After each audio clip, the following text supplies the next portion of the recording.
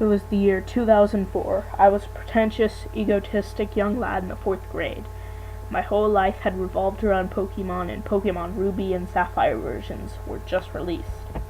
I was obsessed with getting my hands on Ruby version. I myself never had the money to get it, but luckily my friend Josh got both Ruby and Sapphire and chose to go the route of Sapphire because he got tired of Ruby after a month playing it. Although from the start, I thought it was eerie that he was just giving the game away to me for free. However, I didn't care. I took the game, started a new file, and noticed something really weird about the game right off the bat. I didn't start out with Professor Birch's introduction into the world of Pokemon in the game. Instead, I started out in the oddest place ever, the place where all my misfortunes with Ruby version started. The tomb in Route 143, where you go to awaken and unlock all 3 Regis. I didn't know what was going on. Thought it was just a glitch, so I walked around the oddly noiseless and eerie cave looking for an answer. I wandered to the front of the tomb and tried to look for clues. I read the writings on the wall and saw a message pop up on the last writing I examined, which alarmed me. The message said, "The future of your sanity will be determined here. Enjoy the ride while it lasts, Joe." This scared the living crap out of me because I was literally going to choose Joe as my character's name, seeing as it's my own name. But it doesn't stop there. I was expecting maybe now to get the introduction into the game, but instead it showed me into my house in Little Root. And when I went to check my character's ID card, I was already Joe. How the heck could this happen? How did the game know I was going to be Joe? This deeply puzzled and disturbed me and my developing and fragile 10-year-old mind. However, I paid no attention to it. Instead, I thought, screw it, this must be something Josh did to mess with me. I continued playing throughout the game. Everything was going great. I was one of the top in school. I had beaten all 8 gyms, conquered the Elite Four, found a couple of shiny Pokemon in the game, and was able to destroy all my pals in battles. My whole life revolved around the game. I was attached to it in a way that I should never have been. The game meant a lot to me, and it barely ever left my side. I took it everywhere I went, ignoring my surroundings to train my Pokemon. After catching Groudon, Rayquaza, and Latios, just as all my other friends, I wondered, what's the next step? What's the next level I can go to now? Being such a self-centered, attention-loving child, I just wanted to one-up all my friends and get the Pokemon they didn't have. That's when I decided to go and do some research when I came across a website with a full guide on how to catch all the 3 legendary Regis, which no one else had in my school. I was ecstatic as I read up on how to catch them and realized how easy it was and how I would now be hands down the best and most envied Pokemon player in my school. I immediately jumped on the project of catching the Regis. I decided that I would gather all the necessary supplies, potions, great balls, etc. to catch the Regis, and I would do it in the morning in front of everybody to make them curious as to what I was doing. I was going to leave them all in the shadows about what I was doing and leave them curious and craving as to what I was going to do after next. I started in the morning breakfast period before school started. All my friends crowded around me at the breakfast table, fixated on my Game Boy SP, trying to figure out just what I was doing. They all asked me questions to which I would respond, "We'll find out soon enough." Well, as it turns out, I didn't have enough time to actually go and unlock the Regis during breakfast period. I had to make it to Pacifid Log Town, right near the area you dive in to get the Regis. I figured it was no deal. I would just simply go home and unlock them by myself, capture all 3 by myself, and then show up to school the next day with them and show everybody the 3 Pokemon that no one else had. I finished up my average and boring school day, looking forward only to when I got home to catch the Regi trio for my bragging rights. School bell rang. I darted out school and jogged a mile back to my little quaint apartment, eager as ever to play Ruby version. I got home, got a snack, and darted to my room and turned on my Game Boy SP. This is when things started to get odd, and this is where all my misfortunes started to arise. When I had tried to first turn my Game Boy on, it simply wouldn't work. It kept giving me static when I tried to play Ruby version. After trying to restart my Game Boy for the 6th time, I saw a message that I should have followed. In static, I could make out a simple, bold no. I should have figured to give up there, but my mind thought nothing of it, and thought it was just a simple glitch. I got my Game Boy to work after that creepy 6th try and began my quest on Pokemon Ruby to catch all 3 Regis. Regirock, Regice, and Registeel. Ventured over to Route 143 and saw where I had to dive in to get the Regitomb. I dove down and got to the cavern, and that's where nostalgia and a feeling of undoubted fear had hit me hard like a train. I had been here before. This is where the game had started me off, but why? I found this so odd, considering my friends didn't believe me when I had told them, and they had told me how they started the game off. I was pretty scared and a bit shaky at this point. Was this why Josh had gotten rid of the game? Did he know something I didn't? At this point, I started to wonder if something haunted this game, and clearly did not want me to catch the 3 Regis.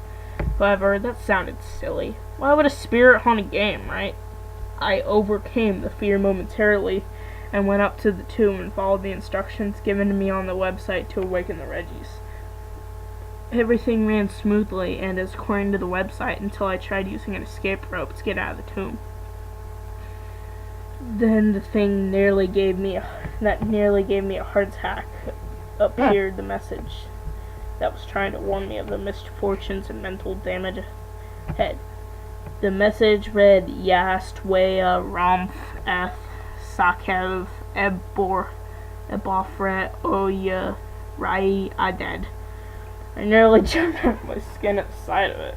The heck is this? I thought. And my mind raced and I left the message there, looking at it puzzled as ever. I thought maybe that I was supposed to decipher it as a secret meaning behind the message that would help me capture the Regis. I darted across my room to my backpack and whipped out a pencil and piece of paper and then proceeded to write the sketchy message down. I exited the cave after writing the message down. It simply teleported me out of the cave as an escape rope normally would. I sat down and looked blankly at the scramble message for a good 5 minutes. That's when the secret message had finally hit me like a pile of bricks.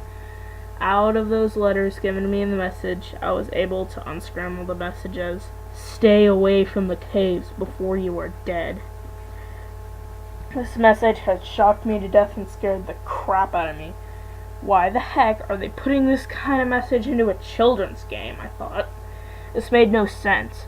I knew now that there was no possible way that my cartridge was normal. I suspected more than ever an odd spirit in my cartridge, trying to warn me not to catch the Regis. I wasn't about to pay something like that my attention, though.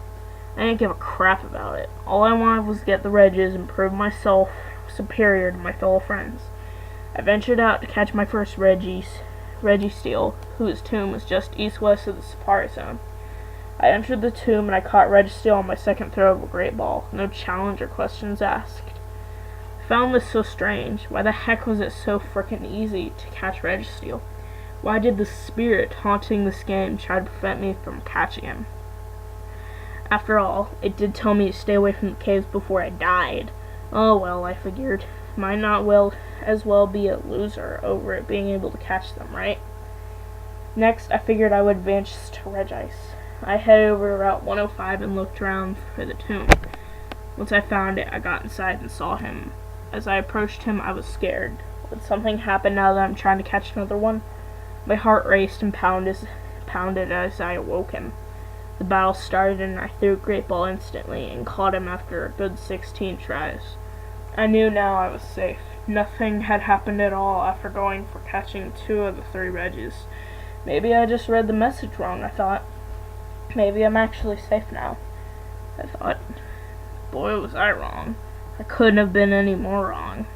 I let all my guard down at this point as I headed towards Regirock's tomb on Route 111. I arrived at the tomb. It looked different this time, a bit misty almost. I was puzzled as to how any mist was in the desert. However, as I approached the tomb, my world was rocked.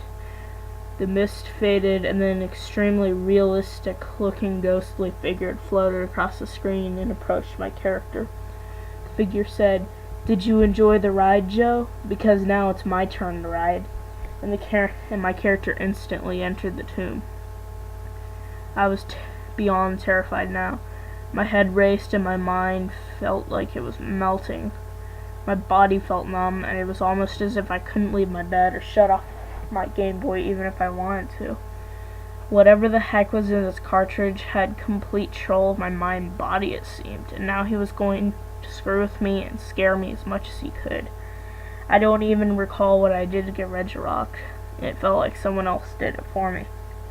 I do, however, vividly remember the battle with Regirock. It was too easy. I threw a great ball and captured it first try. And this, I knew my world was about to come to an end. The realistic ghost figure approached me right after catching him, and he said, "I warned you. Stay away from the caves or die. You didn't stay away from the caves, and now you die, Joe." After that was said, all sorts of weird crap started happening in the game. People were dropping dead and dying wherever I would see them. Buildings would melt and droop wherever I went by them. The game was swirling around with odd and crazy colors I had never seen contrasted together. This felt like a frickin' nightmare. I had no control of my body. I could think but not control my movement. I knew something had a grasp on me. This was pure torture. My mind didn't want to look at all the weird and messed up crap happening. I was killing people left and right as I passed them. I started to get used to it after 10 minutes of the spirit trying to screw with my head. That's when things got much worse. Now the creepy crap got even more intense. All the figures I would pass by looked exactly like real people. I would get into battles with them, but then my Pokemon would turn these vicious-looking mutant creatures and just kill and rip apart the entire body of the trainer I was battling, often even doing disgusting things like eating their entire face off or mutilating limbs or eating their intestines. At this point, I started to cry, but I couldn't shout at all. I had to sit there and look at this messed up crap. I couldn't turn away no matter how many times I tried to break free. And now, on top of it all, random flashes of gore would start to come across the screen every 25 seconds and would stay there for another 20 seconds. Gross, disgusting images of people being ripped apart and murdered in the worst ways imaginable were now sitting on my screen. I couldn't help but start to cry like crazy at this point. This went on for literally 2 hours. After that, everything went back to normal, and the figure came to me one last time. It said, "See what happens when you go into the caves, Joe? You leave the Reggies alone, I'll leave your sanity alone." At this point, it faded, and I realized I had none of the Reggies. I didn't care. The frickin' nightmare was already over. Well, finally over. I controlled my body, and I took the game out of my cartridge slot and snapped it in half immediately. There is no way I was going to play that frickin' nightmare mess of a game ever again. To this day, my mind is screwed up from that experience. I still experience the gore flashes, and I have terrible and vivid nightmares of passionate murder and gore. I'm screwed and mentally scarred my whole life, all because my ego overpowered my common sense. Never again will I accept a free video game from a friend. I wonder to this day if Josh saw what I saw. I tried questioning him about any weird things in the game, but he just denies it all. I don't doubt if he's going to be just as crazy as I am nowadays, all because of a Pokemon video game. I have, of course, contemplated suicide, but it's just not worth it. Perhaps one day I'll meet someone else with a similar story to mine, someone I can sympathize with, and that can help me overcome the mental beating I had taken on that day.